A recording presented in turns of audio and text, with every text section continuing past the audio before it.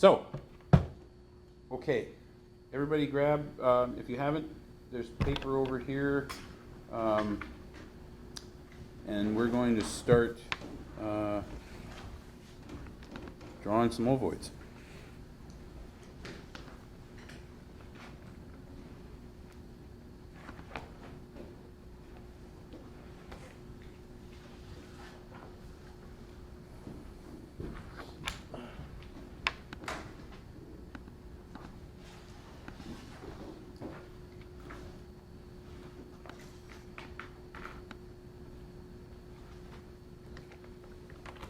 Focus. Okay. So, ovoids and the general flow of any design you're going to do come from the natural arc. Let's see if that'll go there. They come from the natural arc created by either your wrist or depending on how large you're drawing, your elbow. Yeah. So I'll start with a guideline. I have to draw a little hard so you can see it. A guideline like that, and move down a little bit, and you do another guideline as parallel as you can make it. And this is just from me twisting my wrist back and forth. Okay, that makes the curve you need for an ovoid. And then we're going to put and I've done it at this angle because that's just, if I set my arm on a piece of paper, that's the way it goes. And you'll find that most old designs are going to have this arc to them. Even so, there's a center line there. You just look at half of it. This angle you'll find on all of Formline, where nothing tends to sit straight across a design. Everything's always at an angle. So we're going to put a light guideline halfway through here and one at the edge. Now, hopefully this thing will keep focusing. Come on.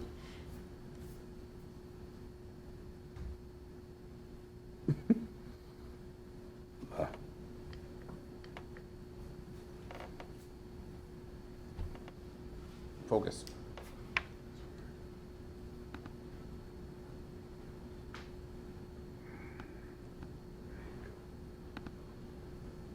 Okay. You're going to start at the top. Okay, I'm darkening this in so you can see it. Don't feel like you need to make your guidelines very dark on your piece of paper because you want your ovoid line to be the thing that stands out eventually. So I'm going to start here at the center. I'm going to go to the left because it's easier for a right-handed person to draw this side of an ovoid. If you're left-handed, feel free to go the other way. You start off at the top guideline, and as you get to about halfway across between the center line and the edge, it starts to turn away, turns down, and hits the side right at about halfway between your guidelines. It should be, the line you're drawing should be pointing down by the time it hits that halfway point. It then immediately leaves that halfway point,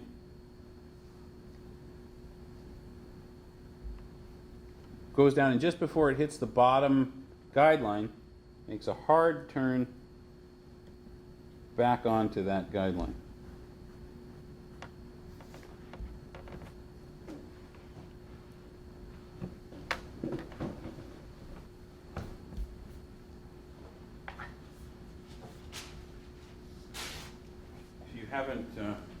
If you didn't grab tracing paper, here's some. Make sure to take a piece if you haven't. Then what I do, the old people used templates for their, at least for their main ovoid. So don't ever feel bad about using tracing paper.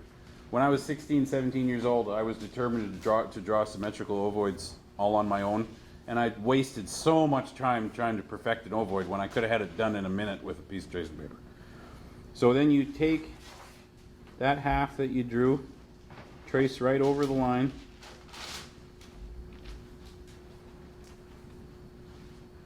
You can make a little mark on the center line that you drew if you want. It's not going to be perfect. Flip it over, and you can see, I don't know if you can see how off my center line actually was, but make sure that the flow goes across, you know, as you set it down. Then you press down on the line you drew on the tracing paper, and that'll transfer the graphite.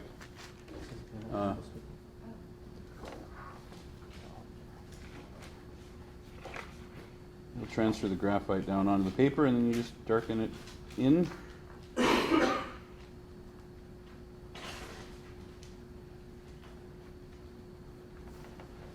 And you got yourself an ovoid. Now again, hand drawing a center line isn't always going to work because you're not perfect. Your eyes can play tricks on you, but that's the general process for creating an ovoid. Some folks have different styles for how they construct it. I've seen some people draw a house like this and then fill the house in with those curves, kind of like that. It's however you get to it is fine with me, but that this is this long, slow, round curve on this corner, and this is a much tighter, smaller curve down on this bottom corner. The bottom, for now, is going to be concave, meaning sticking up that way, and has a very similar, almost parallel curve to the top of your ovoid. So I'm going to draw a couple more, and I want you guys to draw quite a few more. It might seem tedious at first. It is. But you need to practice these shapes. If you can't draw an ovoid properly, and there's lots of different kinds of ovoids, so it's not like you have to be stuck to one, but it's the foundation for everything. So you need to practice a lot of them in order to feel comfortable to be able to move on to the other things. And one of the reasons for that, for drawing proper shapes, and it's a big one, is that other shapes, other ovoids and U-forms have to be able to fit inside of the larger ones you're creating.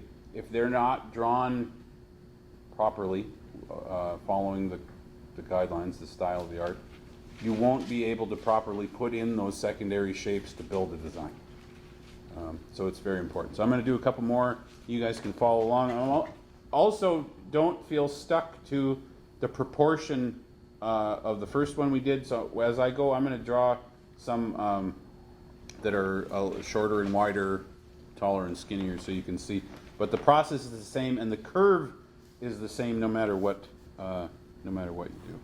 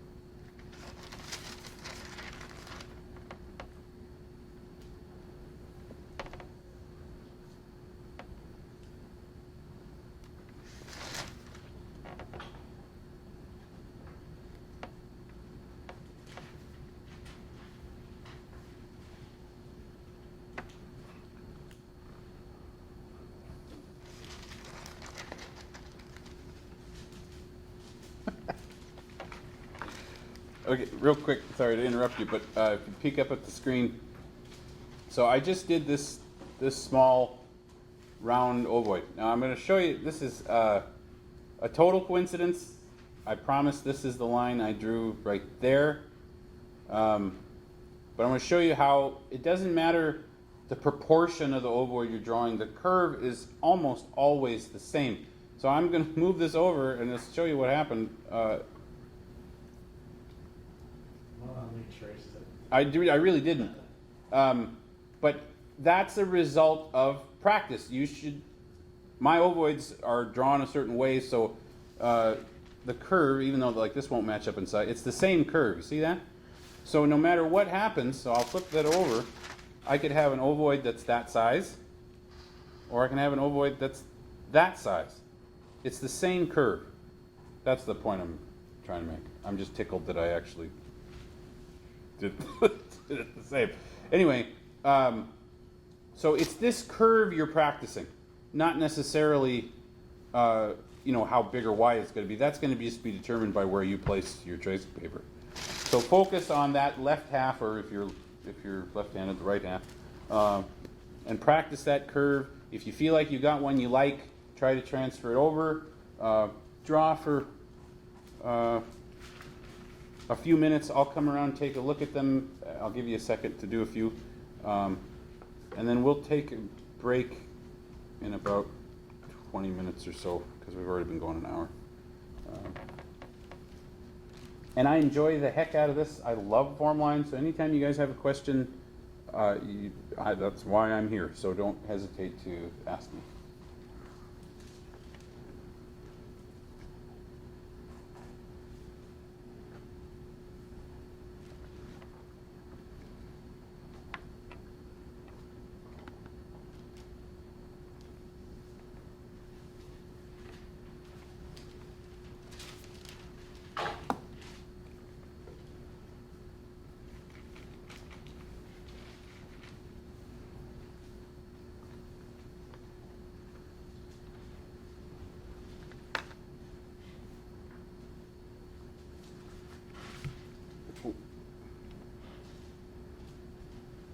There we go. That's better.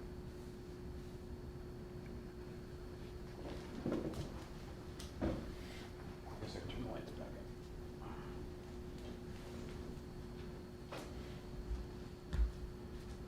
Oh, that's what you look like.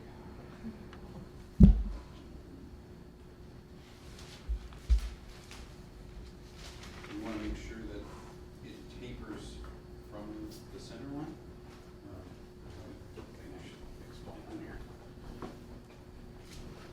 You guys want to make sure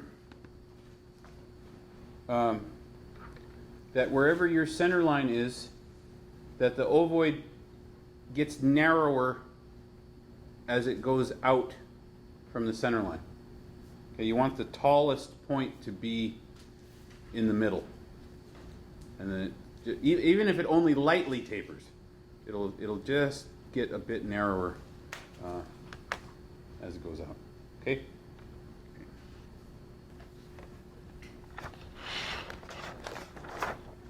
I'm going to do one more up here, maybe a couple more, if anybody wants to watch or follow along, and I will.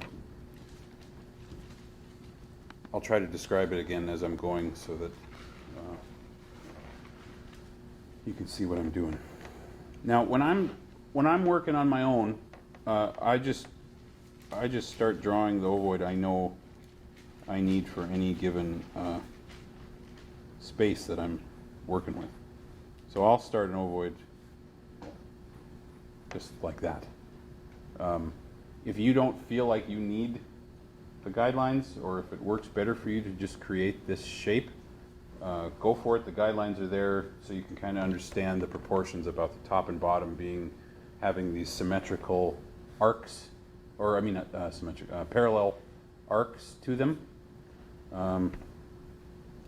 And they also help with the relation of where the widest point is, both top and bottom, where the center line would be, and the width. And when the curve comes around and hits that widest point, it's only there for a split second. And then it's immediately changed direction again and curving away from what would have been that guideline we had out here. I'm going to do one more. Set those guidelines so you know where your general shape is going to be. Comes off of that and curves around. It's a nice, this top one is a nice big curve, as if there's a big circle here, hey? It's a nice big curve. And then when it hits that midpoint, it starts to turn away again with not nearly as much curve as the top one, but then a really tight curve at the bottom where it rejoins your guideline. It's almost as if there's a little circle right there. So you got a big circle up here and a little circle down here. If that helps you figure out that you've placed the curve right, then you can use that little trick too.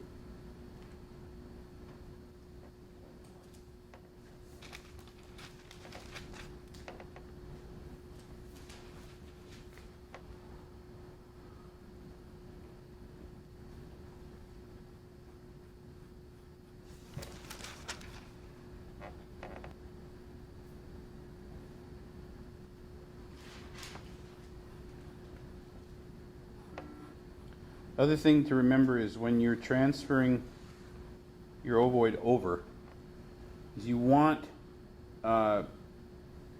the way that the edge is, how do I say this? You want these, if guidelines were drawn on both sides, you want them to be parallel to each other, so that you don't have an ovoid that is going like that, or you know what I mean. It should be symmetrical from side to side, and this curve should be a constant going across. You don't want that, is what I'm saying. See? That's the widest point. It's way too high, and you don't want the opposite. That. Okay? That's why that's so important that widest point is at the center. So don't do those. Don't draw too small, because you'll find yourself it's easier to make these curves if you allow your hand to really move. If you're just trying to do an ovoid, you know, that big,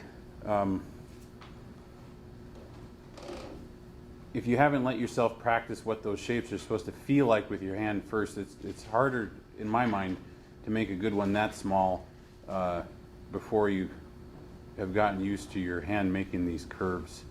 And it's rare to draw an ovoid for anything you're actually going to make that's that tiny. You know, like the smallest ovoid on that drum over there are technically the little eyes and the mouth down there at the bottom. You know, everything else is larger than that.